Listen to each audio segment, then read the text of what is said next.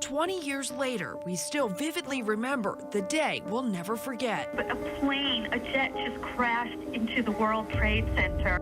On September 11th, 2001, two hijacked planes crashed into the Twin Towers in New York City, eventually causing them to collapse. Phone lines jammed as people reached out to loved ones, asking if they were okay or telling them to turn on the TV. I'm so worried about you. Where are you? I just need to know that you're okay, sweetheart. So please just call me. Two more planes were part of the attack on America, one hitting the Pentagon. Another, United Flight 93, crashing in Shanksville, Pennsylvania, while on its way to Washington. As the fateful day's events unfolded, the president was in the Bay Area visiting an elementary classroom in Sarasota. The moment he was notified, caught on camera. Mr. President, are you aware of the reports of the plane crash in New York?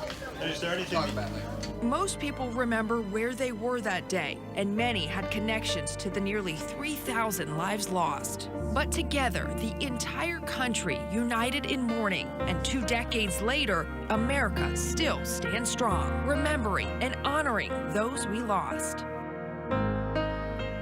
Thank you so much for joining us this morning. It is Saturday, September 11th. I'm Melissa Marino. This morning, it is hard to believe it is the 20-year anniversary of one of the deadliest days in American history. In New York City, this is where the World Trade Center used to stand. You're taking a live look of Ground Zero, where the towers fell. A memorial is now set up there dedicated to the victims of the attack, as well as the first responders who lost their lives trying to save others. Meanwhile, in the nation's capital, this is a live look at the Pentagon. Today, Washington, D.C. will shine a blue light into the sky in remembrance. You can see them there. Now, similar light tributes will also shine in New York City and Shanksville, Pennsylvania. And in the Bay Area, there are also multiple events happening to honor the victims of the September 11th attacks. 8 on your sides, Christine McClarty is joining us now live from the Hillsborough County Sheriff's Office with more on the events happening there. Good morning, Christine. Hey, good morning, Melissa. Today, the Sheriff's Office is hosting 2 events to honor those almost 3,000 lives lost on September 11th, 20 years ago. Take a look just behind me. You can see they're starting to set up for the event that starts at 7:30 this morning. That's going to be a wreath-lying ceremony taking place at the September 11th Memorial here. From 8 on your side, your local election headquarters, this is Battleground Florida Sunday edition. Today on Battleground Florida, the FDA pauses COVID prevention treatments championed by Governor Ron DeSantis. This is not based on a clinical trial. This is not even peer-reviewed. We go in-depth with the head of infectious diseases at USF. Better Call Bankin confronts lawmakers in Tallahassee. Don't you think it's unprofessional to not speak about a bill that you put your name on? And Democrats walk out of the hearing to confirm Florida's Surgeon General. 8 on your side's Brittany Muller joins us now live from Fancy Farms with how the owner is trying to save those strawberries. This owner has been doing this for 48 years, so he really knows how to protect his crops, and he explains this process. Listen in. Well, we run the water on top of the bushes and fruit, and it creates an igloo on top of them, and it protects underneath because it won't go below 32 degrees underneath the ice igloo. And you can see that right in your hand. Right here. That's ice there. That's ice right here. Watch. Oh, it's so hard I can't even break it. So unique to see, and we want to be careful with the sprinklers here so our camera does not get wet. Well, here's the plant right here on the end. That's ice on that bush. I mean, total like... You can see icicles down here. Look. Well, let's come over here out of the sprinklers over here. I think it got both of us. Oh, that's fine. We're all professional skydivers, professional parachuters is what we do, and the Bayshore jump is a very nice jump, beautiful scenery, and the kids are just so enthusiastic. We're excited about it. All right, well, you are taking a live look at the road conditions this morning. You can see the rain coming down, the camera's shaking there a little bit. It's a windy morning. 8 on your side's Brittany Muller. She is on the way to check out some storm damage. You're taking a live look, driving down the road. Our reporter, Brittany Muller, she is on her way to a reported structure collapse. We sent a crew to Clearwater earlier. We had a tree down on a house. And you can see that obviously when this storm came through, it had some very gusty winds. Likely some wind gusts over 60 miles an hour, and this did cause some roof damage and not a structure collapse, if you will, but obviously it has compromised. News Channel 8 is your home for the 2022 Winter Olympics, and the opening ceremony is underway. Taking a live look at the bird's nest now from Beijing. Coming up, WAAY-31's getting ready for the countdown to college football kickoff for Alabama teams this weekend. We'll take it to Dallas and Atlanta to see how Auburn and Alabama are preparing for their first games of the season. This is News Channel 8 Today on your side. I don't understand why there has to be long lines. Frustration building at Bay Area COVID testing sites as wait times continue to stretch for hours. We check in on those long lines and show you some new testing locations opening today. And the search is on for a driver involved in a deadly hit and run. The details that could help investigators. Panic for dozens of tenants at one Tampa apartment complex. Where are working people supposed to go, if this city becomes too expensive to live? The reason they have to be out of their homes in less than 2 weeks. Turning grief into action, a couple is looking to create a new law in Florida. The reason they want to bring more attention to safety on the water. And the first major Gasparilla event hits downtown Tampa tomorrow. What you need to know before you take your kids to the Gasparilla Children's Parade. And Pirates almost ready to invade downtown Tampa, but oh man, they're going to need to bring some thick coats along with their peg legs. We're going to have a look at just how cold it's going to be for all of the Gasparilla festivities. Are you ready? We are just hours away from the Gasparilla pirate invasion, but the cold air has already invaded. 8 is on your side, tracking the cold and wind so you can grab all the garb you need to stay warm.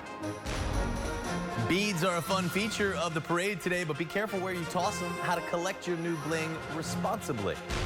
And you'll see some familiar faces along the parade route today, how News Channel 8 is ramping up its coverage this year. This weekend, the Bay Area is celebrating African-American culture. The Black Heritage Festival taking place at Tampa's Curtis Hickson Park. Here's video as families enjoyed the food and live music yesterday. Organizers say it is a great way to celebrate the diverse culture that we have locally. It exposes people to different music, cultures, different experiences, and I think it just helps to show the diversity in the Tampa Bay area. Today is the last day for the festival. Looks like the weather is going to clear up by then, so tickets, they are available at tampabblackheritage.org. Huntsville police need your help finding 3 people involved in a store robbery off of Highway 72 University Drive. The whole thing caught on camera. Take a look at this. Here you can see the suspects smash through the front window of that store with a hammer as they make their way into the weave zone. Police say a woman and 2 men stole hair weaves and then took off. Owners told us the burglars took a lot of wigs. They said they will be getting a new door soon. And coming up in our 5 o'clock newscast, we will have a closer look into that investigation and what security measures the store might take. We're going to look at some wild scenes that played out at a Sarasota car event. This video is insane. It shows the driver of this black Mustang veer off the road, and as you can see here, go right into a crowd of people. So take a closer look at the video. You see the driver of the Mustang zoom past the crowd. Look at that. Take a turn. Wow, and just slam into those spectators. Now, this happened near the Lamborghini dealership on Clark Road. That dealership had just hosted a car meet.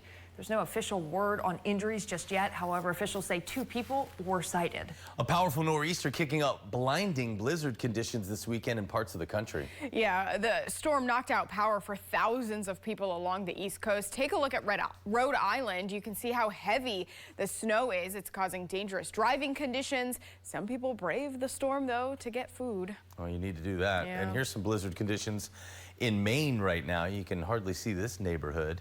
Some people took the opportunity to ski down the street here. You like that? Many areas up there saw a foot or more of snow. Making the most of it. And take a look at this. North Carolina beaches saw some snow Saturday morning as well, but the cold winter day wasn't enough to keep the snow around. Wow. Most of the snow melted before noon yesterday. Snow even fell along the coast in South Carolina, in Myrtle Beach, and in Charleston. Look how much is coming down. Know. That never happens. One couple who planned on getting married wouldn't let anything get in their way, not even this blizzard. Yeah, coming up, see how they braved the cold so they could tie the knot. Now, the blizzard that hit the Northeast did not stop one Rhode Island couple from getting married. In fact, they made the day even more special by holding the wedding outdoors. Look at that. I mean, it is snowing. They had the day circled on their calendar for more than a year and a half, but when news of a potentially historic blizzard would hit on their special day, the couple said, "No problem," and they got married anyways. Yeah, we're so psyched. The snow couldn't stop us. It feels amazing to have all these people we love around us here to share this day with us and celebrate and have a snowball fight, hopefully, once I get some gloves on these fingers. Her lips and tongue were frozen, I could tell. Yeah. That guy with the wine bottle, that's how you stay warm. Yeah. Pretty wild that these people chose it. And of course, they were not left alone, still surrounded by their frozen friends and family.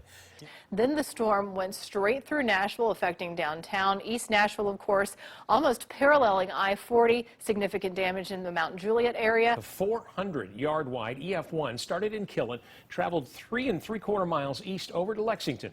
Over in Morgan County, drivers had a hard time out on the road. This video from the Morgan County Sheriff's Office. Here is an overview of the coronavirus in the United States by the numbers. Now, the biggest showdown of the day may be in Texas. Sanders and Joe Biden are set up for a Wild West standoff. And it's not just roads that are having problems. Police in Sheffield closed the railroad bridge that goes over the Tennessee River.